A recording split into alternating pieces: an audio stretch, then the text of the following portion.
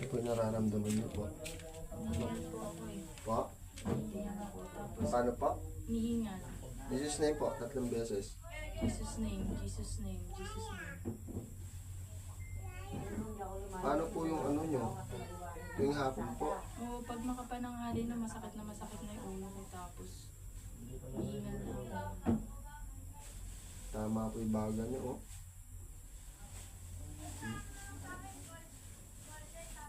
Lagi po yan, araw-araw, ganon. Hindi naman, ngayon lang ulit.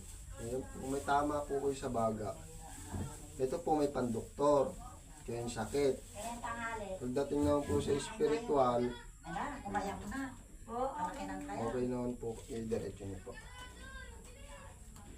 Tama kayo sa baga, oh. Wala ko kayong bate, wala kayong ano, sa baga, yung tama nyo.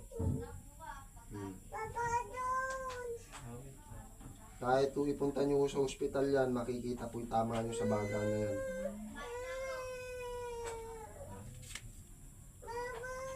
Ang kon po natin dyan, ano yun na lang po natin.